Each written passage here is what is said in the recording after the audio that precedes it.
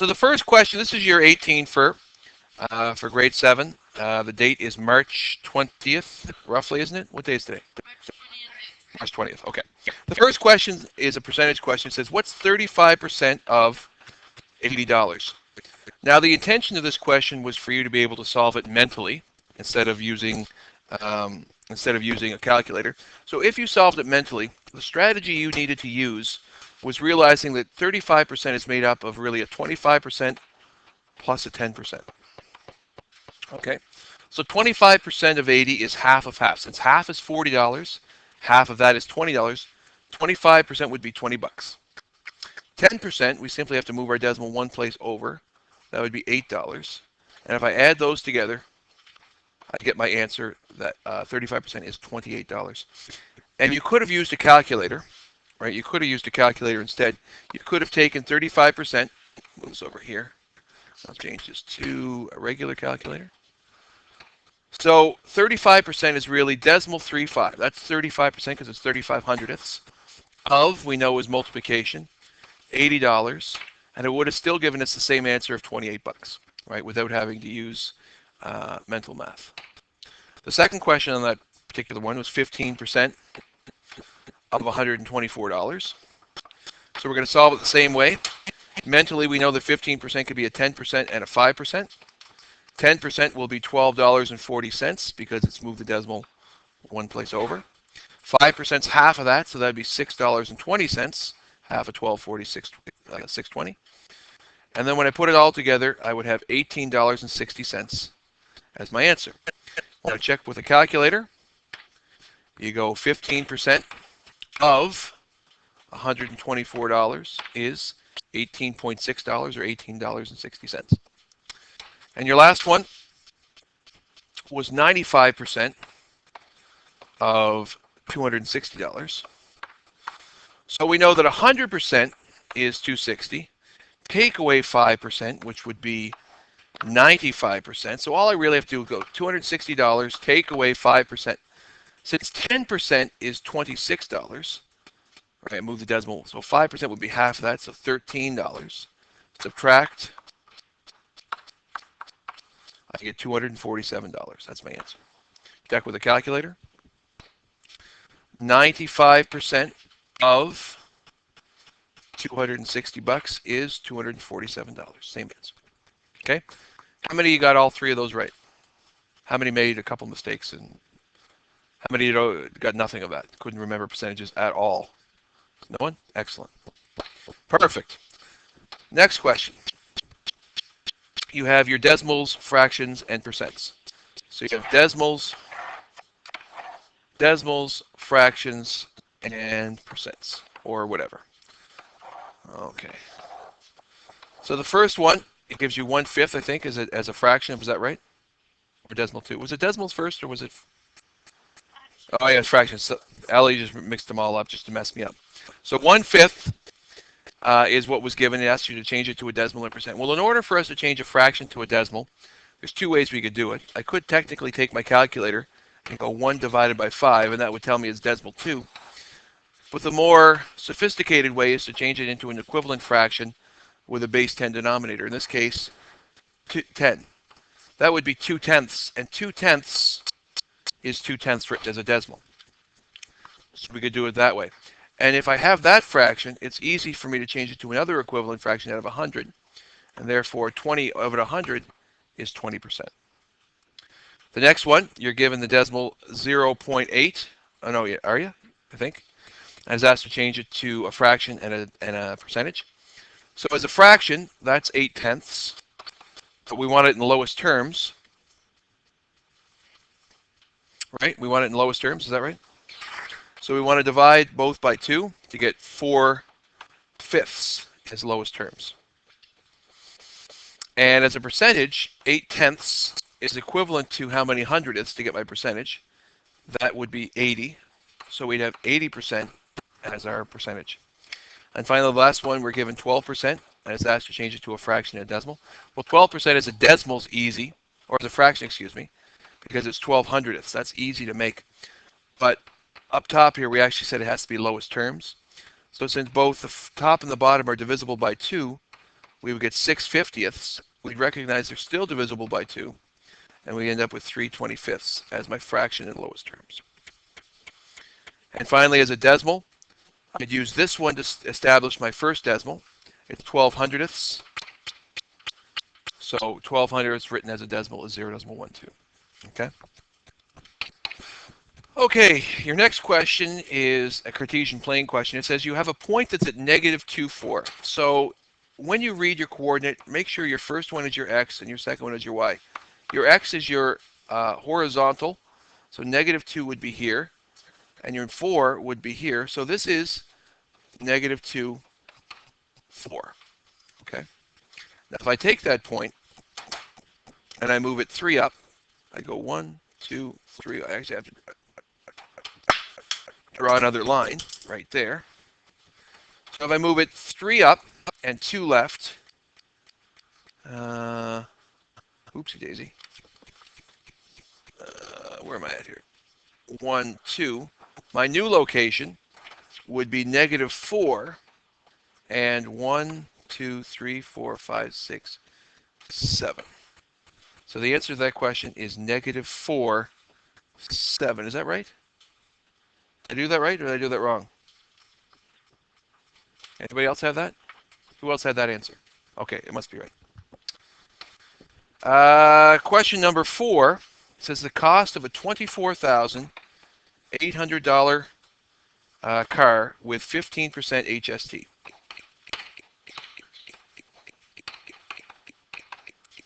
All right. So since you can use a calculator for this, I think I'm going to. And if I took the $24,000 $800 car and I multiplied it by 1, I would get the cost of the car still. I could do that all day and it's still that. And if I multiply it by 0.15, I would get the amount of tax. But what you really want to understand is that if you multiply the price of the car by 1 and 15/100ths, you would get the cost of the car and the tax combined in one easy swoop, and the answer would be $28,520. The next question has 3 spinners. It has one that's listed 1, 2. It has one listed 1, 2, 3, and it has one listed 1, 2, 3, 4. And it says, what's the probability of a 1, 1, 1? Use a tree diagram. So the first thing I'm going to do is I'm going to put my 1, 2, 3, 4 here. And on each of those, I'm going to put 1, 2, 3. So the first spinner is your 1, 2, 3, 4. Your second spinner is your 1, 2, 3. And your last one is going to be your 1, 2.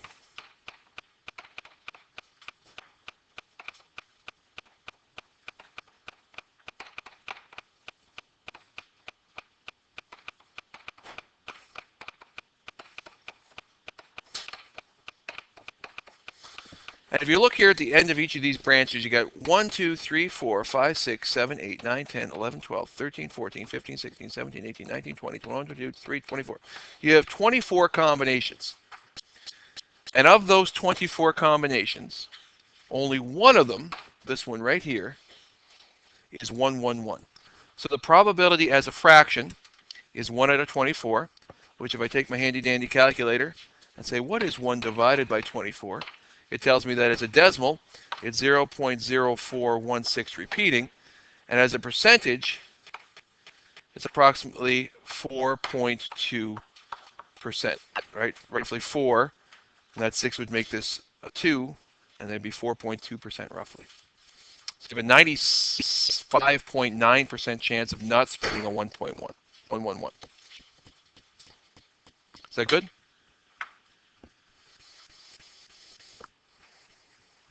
Okay. Your next question is another probability question. It says, what's the probability of flipping a heads? All right, so most of you probably used a table, and you probably put a heads and a tails here, and you put a heads and a tails here. And you realized that by doing the table, you have 4 possible outcomes, and only one of them is a heads. So your probability is 1 out of 4, or 25%. Question number 7 gives you the fraction 27 over 102 and asks you to reduce it down to lowest terms. Now what this is really asking is, do you know your divisibility rules, right? So when you look at the number 27 and 102, what's the first divisibility rule you probably check? Is it divisible by 2, right? Can I reduce this fraction, both numerator and denominator, by 2? And the answer is no, you can't, because the numerator ends in a 7, which makes it impossible to divide by 2. But the second thing you should check, actually 0 and 5, or 5 is probably the next one you check, but you can't divide either one by 5. But the third one you should be checking is it divisible by 3? And the rule for the divisibility by 3 is you add the digits together. And if the sum is a multiple of 3, 3, 6, 9, 12, 15, if that sum is a multiple of 3, then that means that the number itself is divisible by 3. And since both of them are multiples of 3, I can reduce it by a factor of 3. So I'd have 9 over, let's see, that would be 33, 34. Right?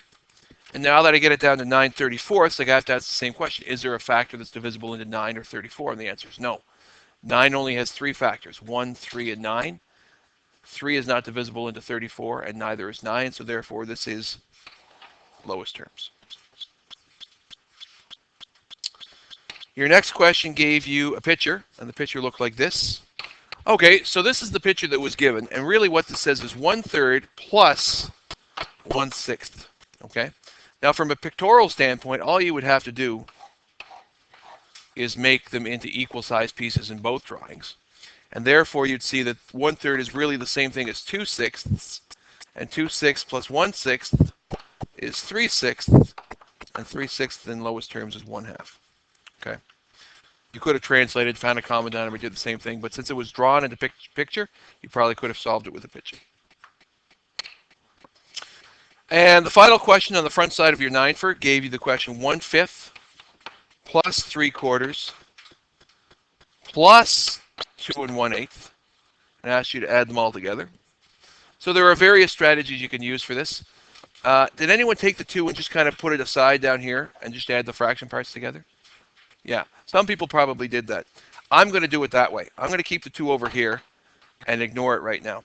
My common denominator that 5, 4, and 8 share, I have to find the first multiple that all three of them share. And the first multiple both 5, 4, and 8 share is the number 40.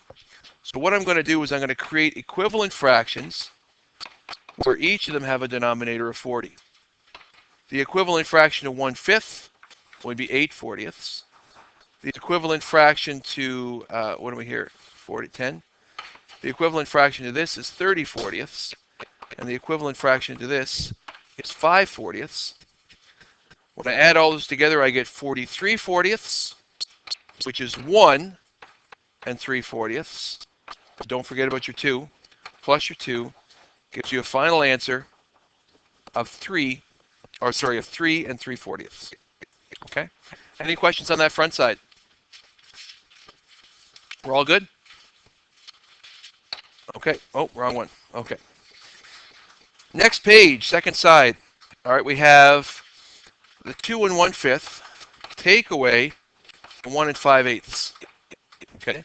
Strategy, the best strategy for this. What do we say it was?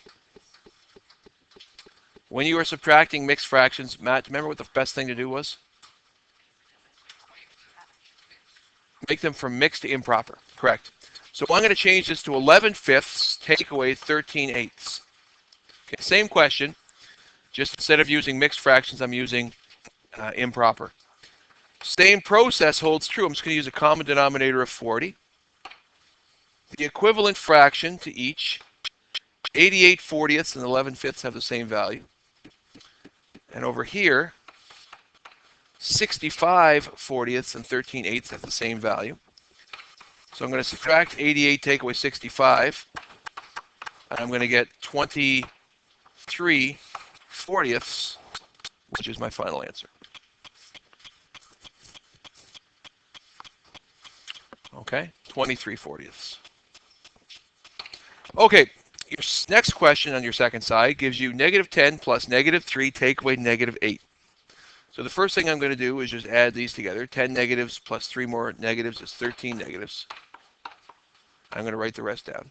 And then I have 13 negatives take away 8 negatives. Now, if you think about that, if you were holding 13 negatives and I took away from you 8 negatives, you would have 5 negatives left over. And that's the answer. But a different way that we like to do it is keep your first integer, change subtraction to addition, and use the opposite of the second integer. And then you think about 13 negatives combined with 8 positives. You still get the same answer of -5 for that question, no matter which way you did it. I think. Is that right? Yeah? Perfect. Your next question is an algebra question. It says -10 equals 2x minus 14. Now we know that when we have two-step algebraic equations, the first thing you should get rid of is your constant. And the first thing you have to be able to do is identify which one is your constant. So in this particular equation, this is your constant, which means I'm going to get rid of it by adding 14 to both sides. 2x will be equal to a positive 4. Correct? Next thing you're going to do is do the opposite operation of multiplying by 2, which is dividing by 2. That's going to leave you with x equals 2. Okay? If you double check your answer, 2 times 2 minus 14 should be -10. 2 times 2 is 4, and 4 take away 14 is -10, so your answer is correct. X equals 2.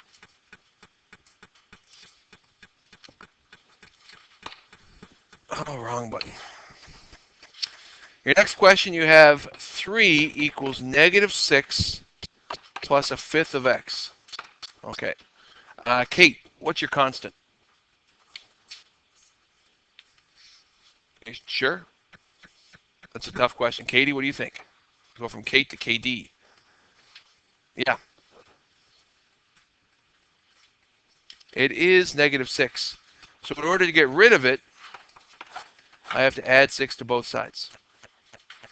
That gets rid of it. I'm left with 1/5 of x is equal to the sum of 3 and positive 6, which is going to be 9. What would you do next? What would you do next?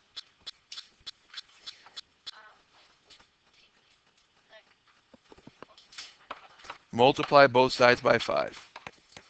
Instead of having 1/5 of x, you're going to have all of x. If you multiply 1/5 of x by 5, you get x equals 45. So your answer is x equals 45.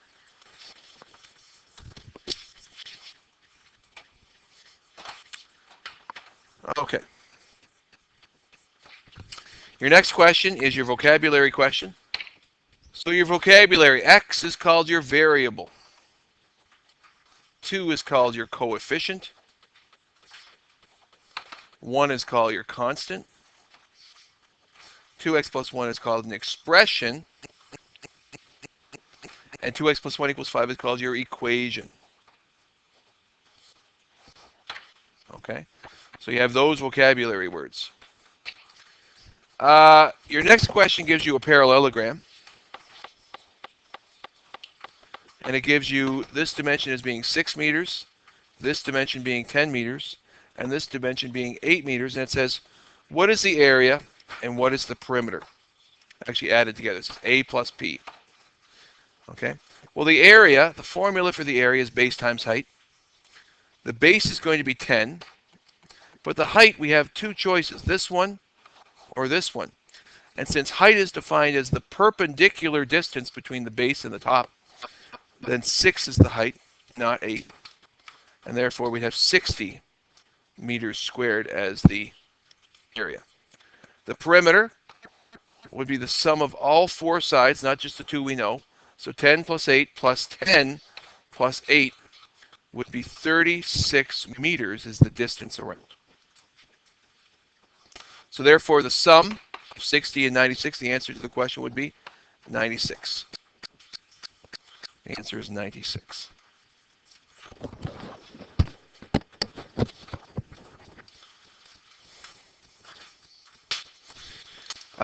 Your second last question, I guess, is a triangle.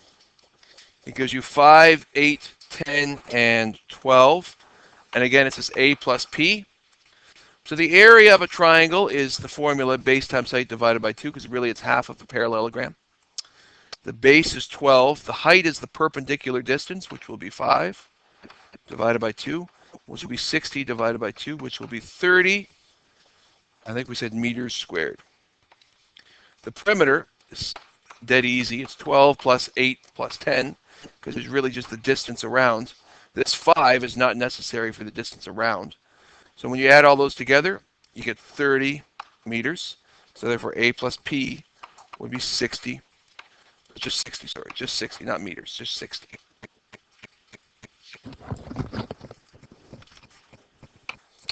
So your final question is your surface area question, or your area question for the house. And it first thing says, how much surface do I need to paint on the front of this house? So what I'm really going to do is I'm going to treat it as two shapes. I'm going to treat it as this rectangle here, this black rectangle. And I'm going to treat it as this black triangle. Okay, and if I find out each of those, I'll be able to solve the surface area. So this first one is 8 meters by 4 meters, which will be 32 square meters. But then I have to subtract this door, which is 2 square meters, and this window, which is 4 square meters. So take away 6 square meters of unpaintable door window surface. You'd end up with 26 meters squared of surface that you have to paint for that door, or for that front.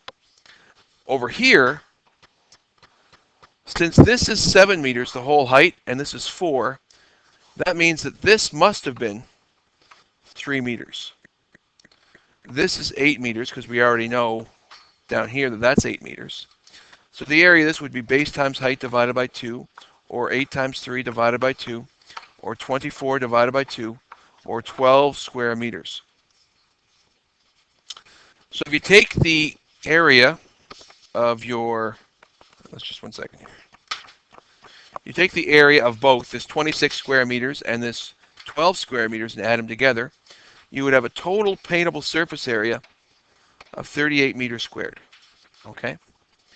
Now since primer is 12 square meters it'll cover, and it costs $28. If I take my 38 and divide it by 12, take my 38 square meters that I have to paint, divide it by the 12 square meters each can will do, that tells me I have to buy 3.16 cans of this, or, since I can't buy a part can, I need to buy 4 cans of this, multiplied by $28 will be $112 for primer. Now I still have to paint that front, and it's 38 square meters I have to paint. Each can will do this. So if I take my calculator and go 38 square meters divided by 14 per can, I have to buy 2.7, which is 3 cans of this, multiplied by $42 a can, will be $126. Do we have to have tax on this? Did we say that? Do we have to get tax? Did we? So when you add these two together, you get $238 for primer and paint. Multiply that by 1.15 to get your tax on top of it. If you did it. If you didn't, that's okay. 238 multiplied by your cost and your tax, you have a final total of $273.70.